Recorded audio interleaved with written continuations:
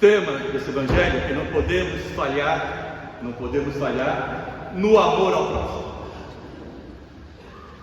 Esse é o tema principal. Por quê? Porque na época de Jesus, os judeus tinham o conhecimento, a ideia de que a prosperidade econômica era sinal de bênçãos e sinal de graças. Porém, começava a ter mais esperança nessas questões do que em Deus e do que no amor ao próximo. Então Jesus Cristo, percebendo isso, ele vai aqui usar a literatura, usar a parábola para poder instruí-los, de como a vida eterna é importante, amando a Deus, que é o primeiro mandamento, e também amando o próximo. E nesse evangelho você tem, como ele fala aqui, o homem rico que vestia de roupas finas e fazia festas esplêndidas. Ou seja, ele vivia no luxo, na luxúria, e também ele era glutão, comelão. E por outro lado, tem aqui, que raramente os hebreus falam, o nome de Lázaro, que estava no chão à porta do rico e queria matar a fome com as sobras que caíam na mesa do rico. Então reparem aqui que não há por parte do rico falta de caridade para com o pobre, tanto que ele comia as migalhas que caíam da mesa do rico. Qual é o problema aqui? O problema aqui está na indiferença que o rico tem com o pobre. Claro que os bens desse mundo nos afagam, são importantes, porém Deus é mais importante que todos esses bens do mundo. E por isso que nós precisamos usar bastante a inteligência e bastante a sabedoria para usar os bens que Deus nos deu para realizar a sua obra. No entanto, nessa parábola aqui que Jesus Cristo fala, morre o rico e morre também o pobre Lázaro. Lázaro vai para o seio de Abraão e o rico vai para o Sheol. E naquele tempo, para o judeu não existia céu e inferno, ou era estar do lado dos patriarcas, ou estar no Sheol, estar no mundo das sombras, porque para o judeu não existe céu e inferno. O mundo das sombras significa que quando você morre, você fecha os olhos, e fechando os olhos, você só vê sombras, praticamente. Mas depois começaram a ter essa ideia de tormento, de inferno, e acontece aqui justamente algo contrário, E que diz o rico, Pai Abraão, tem de piedade de mim, manda Lázaro molhar a ponta do dedo para me refrescar, pois sofro muito nessas chamas. Abraão respondeu: lembra-te, tu recebeste teus bens durante a vida, e Lázaro por sua vez os males. Agora ele encontra consolo, e tu és atormentado. Então reparem aqui que o problema do rico não foi cometer pecado nenhum, porque ele observava os mandamentos, fazia a vontade de Deus, porém ele não ligava pelos mais necessitados, por aqueles que são fracos e necessitam de algum modo da nossa assistência, do nosso consolo. Por isso que ele faz essa pergunta, E qual é a resposta de Abraão, Ele diz: não, tu recebeste Davi dos bens e Lázaro dos males.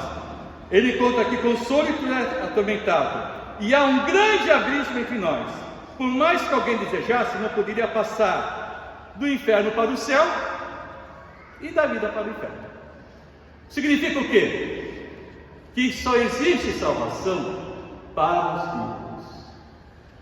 Depois de morto, depois que nós morremos, não existe mais salvação. O que existe?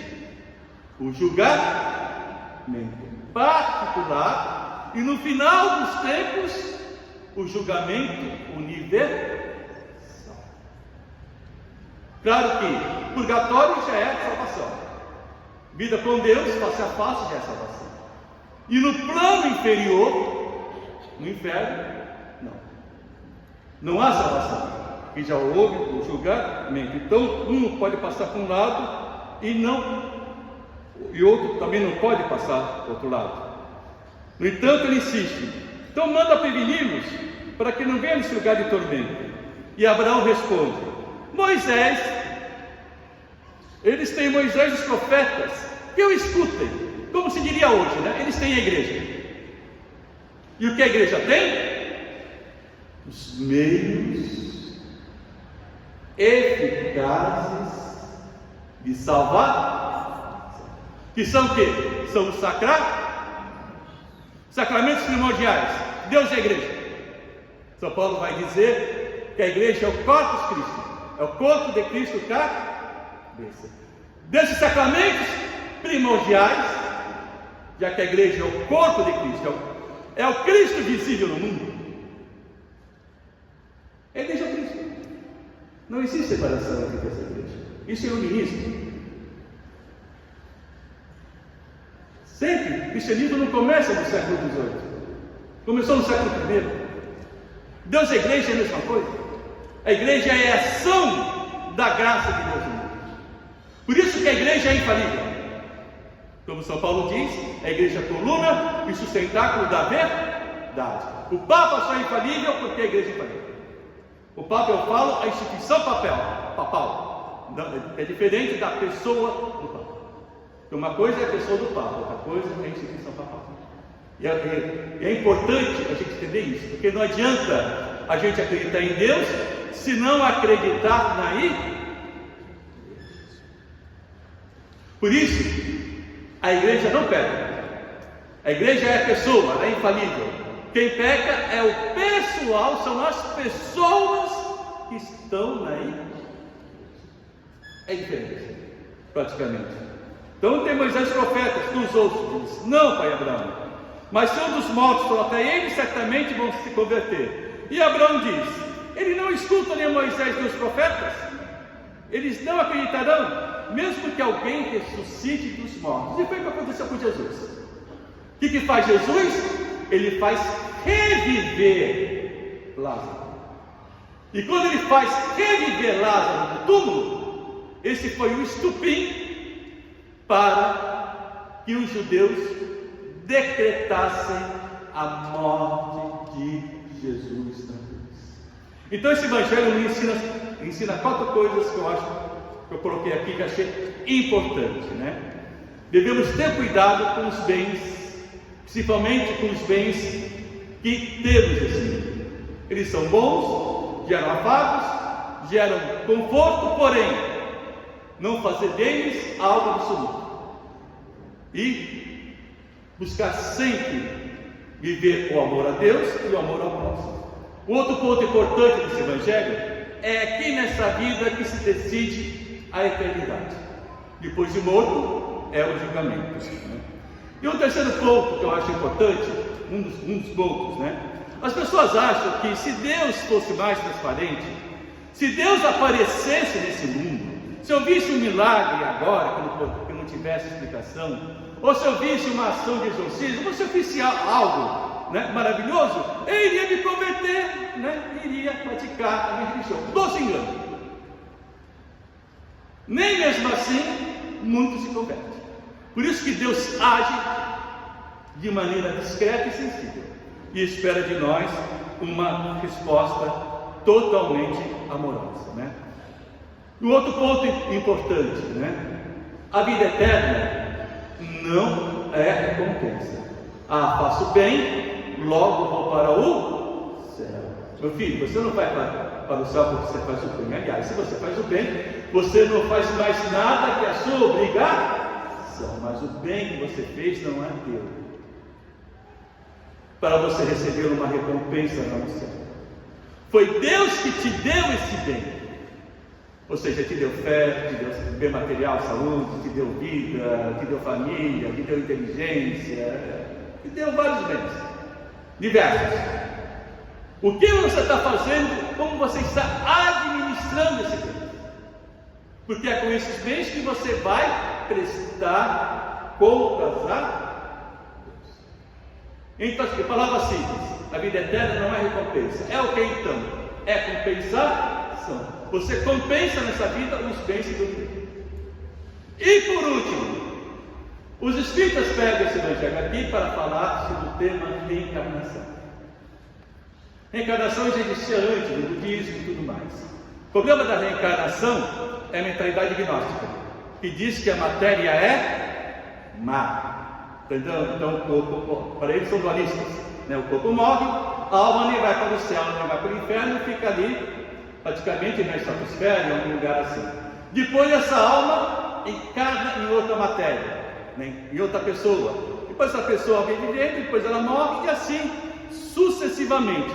O que temos aí? Temos aí o tema da evolução. Qual é o problema da evolução? Filosoficamente, o problema da evolução é que a evolução é um vir a ser. Não é aquilo que é. Todos os filósofos grandes sábios estudam aquilo que a coisa é. Por isso a ressurreição, o que ela é? É o nosso corpo glorioso de luz. Porque se você acredita na reencarnação, você não é você. Você é o outro. Nessa vida você é um, depois nas outras vidas você é um outro, depois você é um outro e um outro. Você nunca é você mesmo.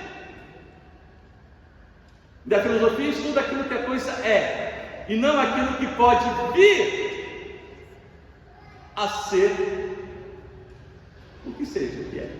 O importante desse evangelho aqui, né, é não sermos indiferentes com o nosso próximo. E termino essa homilia fazendo aquela pergunta, né? Quem é o próximo de você? Você é indiferente com as pessoas que são fracas, que pedem seu auxílio, e que você pode fazer para com elas ajudá-las? Porque mesmo estando sem pecado, não significa que você vai para o céu. Porque mesmo estando sem pecado, como o caso aqui está o fariseu, é necessário viver sempre esses dois mandamentos: o amor a Deus e ao próximo. Creio em Deus Pai Todo-Poderoso,